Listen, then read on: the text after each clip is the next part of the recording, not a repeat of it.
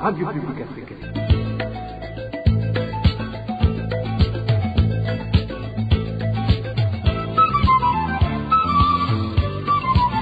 Radio Publique Africaine.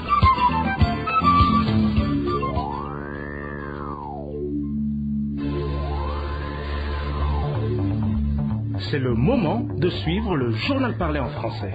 À la présentation, Onésime Douchimakité. Nous sommes le samedi 30 octobre 2021. Bienvenue mesdames et messieurs à ce rendez-vous d'information dont voici le sommaire.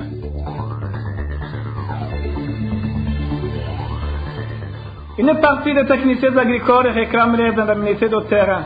Ces derniers précisent qu'ils viennent de passer plus d'une année sans toucher aucun sou de ces indemnités. Au sommaire également, les réfugiés burundais vivant en Tanzanie s'inquiètent de l'attitude des agents recenseurs qui mentionnent de fausses données lors d'un recensement en cours des enfants nés dans différents camps de réfugiés en Tanzanie en 2015. Dans le mini-magazine au cœur de la société, aujourd'hui nous vous parlons de l'art culinaire appris par les réfugiés burundais vivant au Rwanda.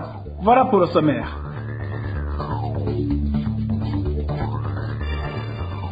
Ouvrons cette édition sur la page sécurité. Un flou plane autour du décès d'un homme âgé de plus de 70 ans dont le corps a été découvert pendu sur un avocatier sur la colline Gitwenzi de la commune Ntega en province de Kirundo. La victime nommée Sakazuru venait de passer 3 mois sur cette colline de retour du Rwanda où il s'était exilé. Selon nos sources, certains habitants de la localité révèlent que la victime se serait suicidé après que sa maison ait été pillée. D'autres pensent plutôt que cet homme âgé aurait été tué par ces malfaiteurs qui craignaient qu'il ne les traduise en justice et ces derniers auraient par la suite simulé sa mort en suicide pour brouiller les pistes. En page des droits de l'homme, les membres de la Commission nationale des droits de l'homme CNDH devraient accompagner les gens qui cherchent les leurs enlevés lorsqu'ils sont informés sur leur lieu de détention. Réaction du président du Fokodé après qu'une famille de la commune Gatara en province de Kayanza ait été informée par cette commission que le leur est détenu dans les cachots du service national des renseignements en Gagara, mais la famille en question a été indiquée que la victime n'a pas été transférée à cet endroit. Écoutez plutôt Pacifique Nahazwe, président du Fokodé. Ce mois d'octobre 2021, nous avons remarqué une recrudescence sans précédent des cas de disparition forcée et contrairement au constat qu'on avait fait précédemment, où les victimes étaient principalement des militants des partis de l'opposition, on constate ce mois-ci beaucoup de proches ou de militants du parti CNDD-FDD qui ont été également victimes de ce genre de disparition. Dans la première catégorie des militants de l'opposition, je vais juste donner un exemple, celui de Gaspard Habyarimana, qui est un des responsables du parti CNL en province de Kayanza, qui a été enlevé à la fin de la semaine dernière, en plein jour, devant le COPEC Kayanza, et qui depuis ce moment reste introuvable. Les proches de la victime se sont adressés à la Commission nationale indépendante des droits de l'homme qui a affirmé que la victime se trouvait dans les mains du service national de renseignement. Mais quand les proches se sont adressés au SNR, on les a répondu que Gaspard n'avait pas été arrêté par ce service.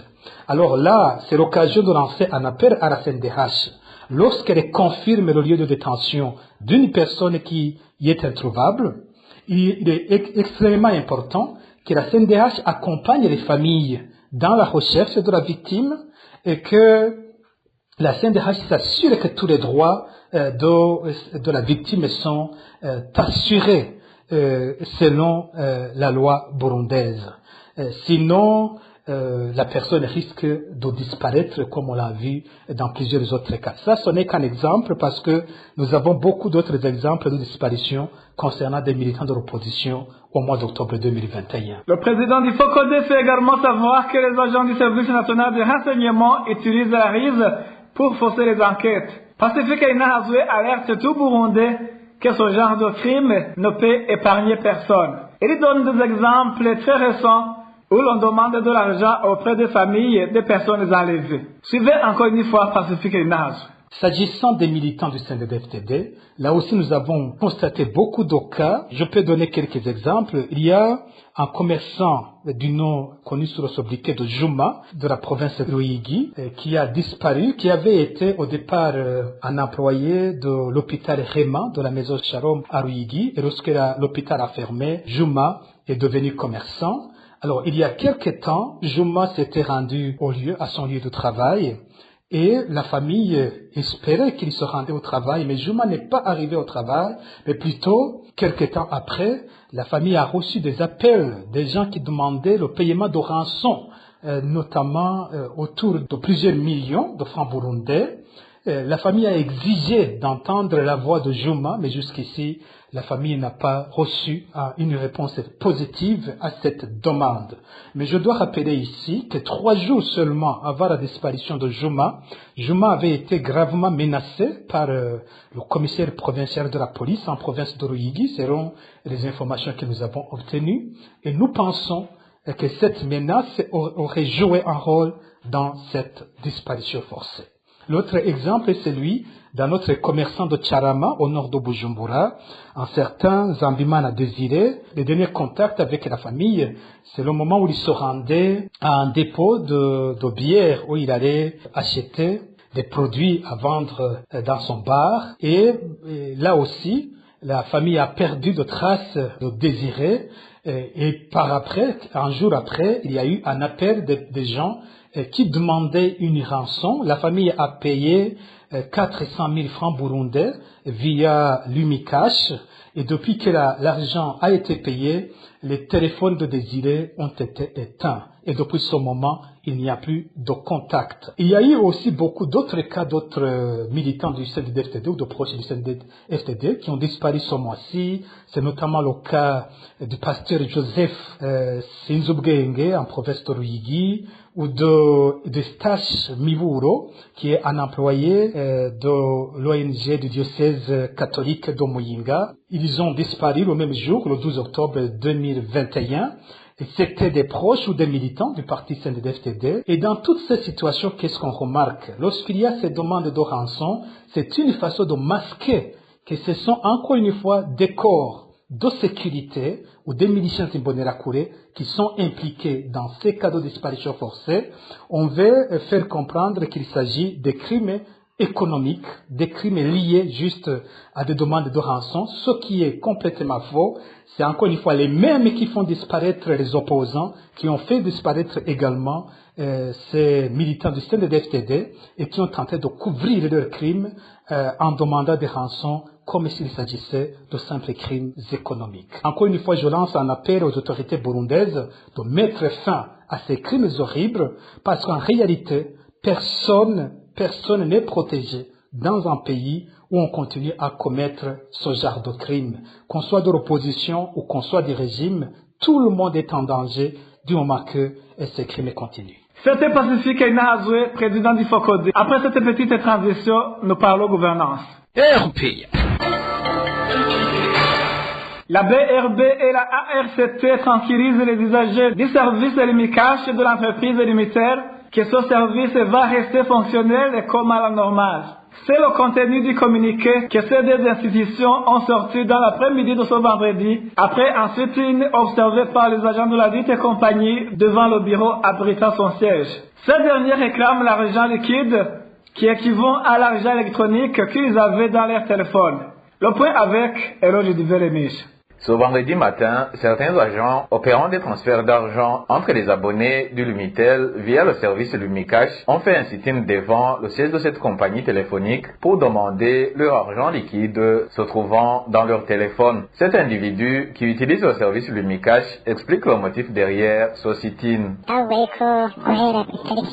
Ils disaient qu'ils ont entendu que dès le 1er novembre, ils ne pourront plus exercer le travail sans utiliser un numéro d'identification fiscale fiscal et un registre de commerce. Pour eux donc, ce changement va les pousser à enregistrer des pertes. Ils expliquent qu'avec ces recommandations, ils vont être obligés de louer des bureaux alors qu'ils exercent leur métier dans la rue.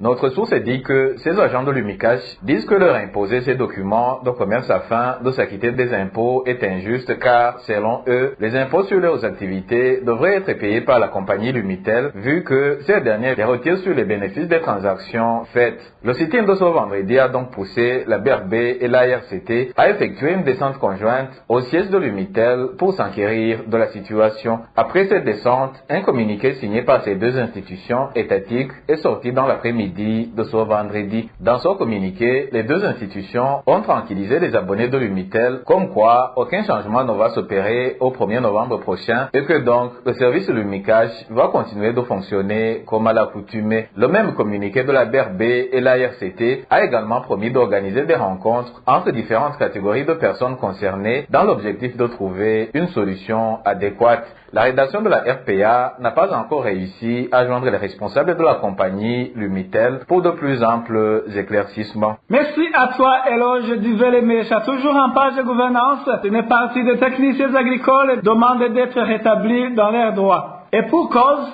ils viennent de passer plus d'une année sans toucher leurs indemnités de terrain.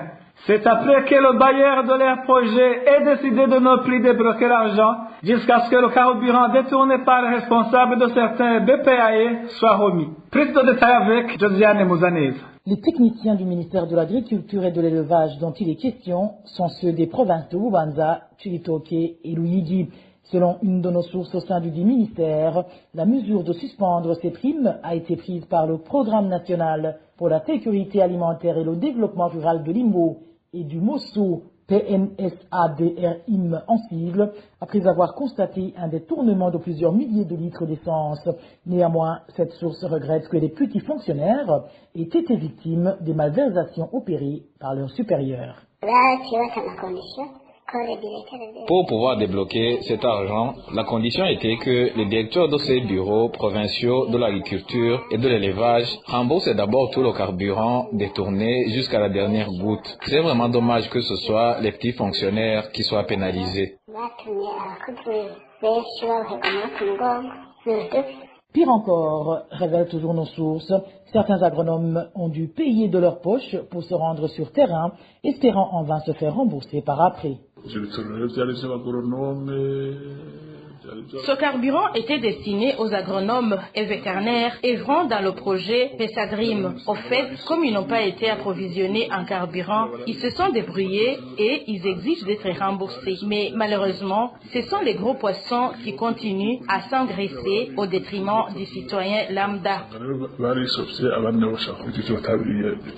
À part ces agents du dit ministère, même certains commerçants du secteur privé ont également été affectés par cette mesure et attendent depuis plus d'une année d'être régularisés. Pour faire le terrain, les techniciens sont des fois obligés de louer des voitures, que ce soit des Jeeps ou des Probox. Les propriétaires de ces véhicules n'ont jamais été payés à cause de ces directeurs accusés d'avoir détourné du carburant. Dans nos éditions ultérieures, nous vous parlerons de la quantité de carburant détourné ainsi que des responsables de ce vol. Parlons réfugiés. À présent, les réfugiés burundais vivant en Tanzanie s'inquiètent du comportement des agents recenseurs qui mentionnent sur leurs fiches de fausses données.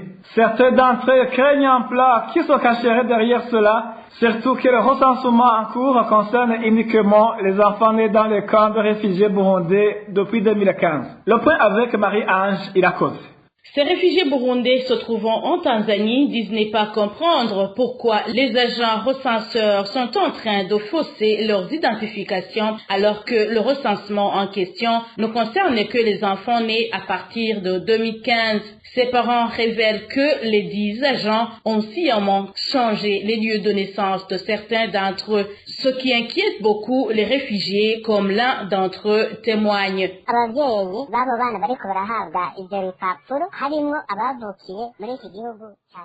Par exemple, il y a des parents qui sont nés ici en Tanzanie lorsque les Burundais avaient fui les crises qui ont secoué le Burundi dans les années antérieures, notamment celle de 1972. Ils ont des documents qui prouvent qu'ils sont nés dans les camps de réfugiés de ce pays. Mais ce qui est étonnant, c'est que ces agents recenseurs changent tout et mentionnent que nous sommes tous nés au Burundi, alors que c'est faux. Cela nous inquiète beaucoup car on ne connaît pas leurs intentions. Alarmés, ces réfugiés demandent au HCR de suivre de près cette question car ils craignent qu'il y ait un autre plan derrière ce recensement. Sur nos statuts de réfugiés et nos cartes d'identité, il est bien écrit que nous sommes nés en Tanzanie. Même le HCR est au courant de ça. Dans les machines du HCR, il est mentionné nos vrais lieux de naissance, que ce soit ceux qui sont nés au cas de Gatumba, celui de Uriankuru, Mutabira ou au Burundi. Nous demandons au HCR de suivre de près ce recensement. Ce recensement des enfants réfugiés nés en Tanzanie depuis 2015 a débuté le 20 octobre pour se terminer le 12 novembre de cette année. Merci à toi aussi, Marie-Ange. Il a causé après cette petite transition, c'est le mini-magazine au cœur de la société. Dans le mini-magazine au cœur de la société d'aujourd'hui, nous vous parlons de l'art culinaire appris par les réfugiés burundais vivant au Rwanda. Au cœur de la société, vous est présenté par Emile Niasumba. Au cœur de la société.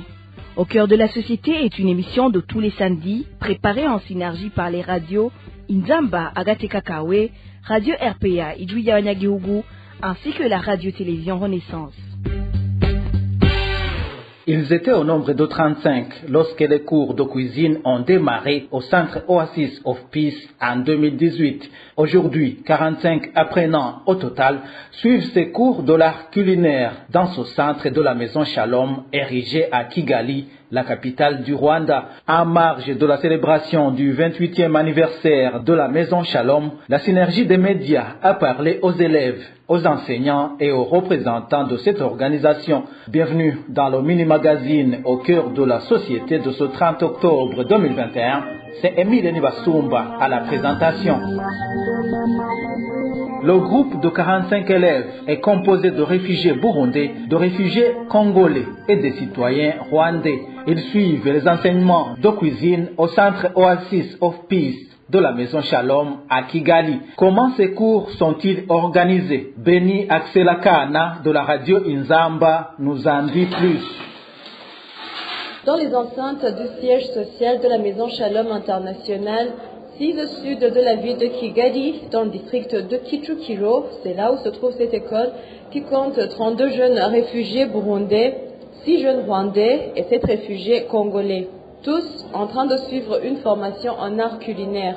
Tous les apprenants, en tablier de cuisine professionnelle, sont occupés par des exercices pratiques.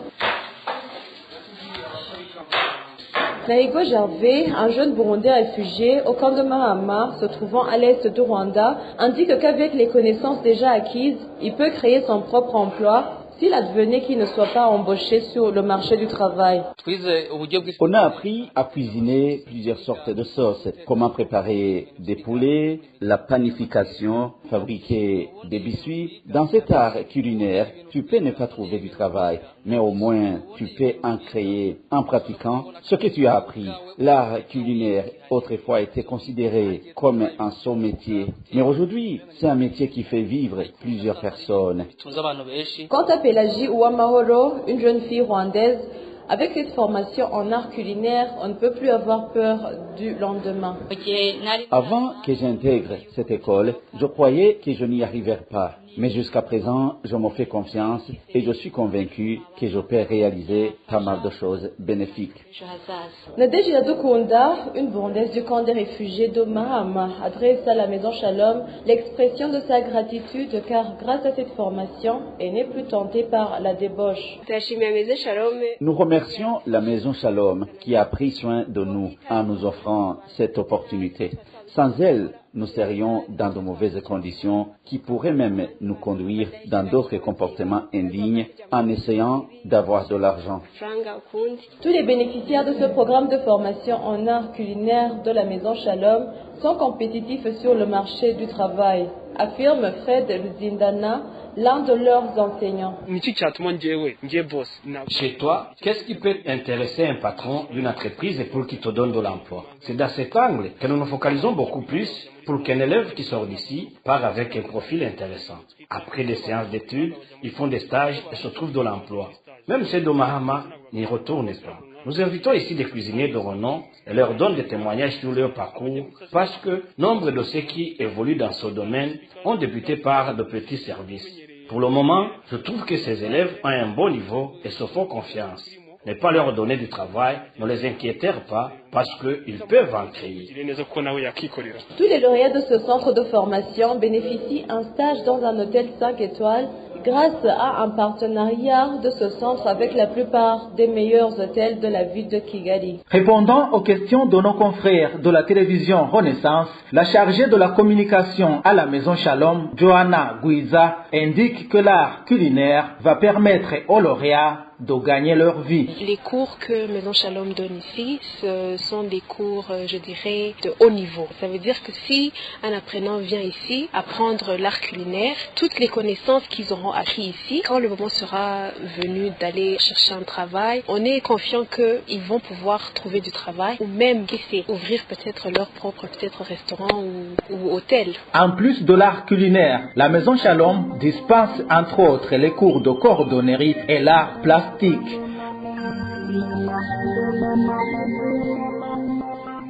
Voilà, c'est par ici que nous mettons un point final au mini-magazine au cœur de la société de ce 30 octobre 2021. Merci de nous avoir suivis.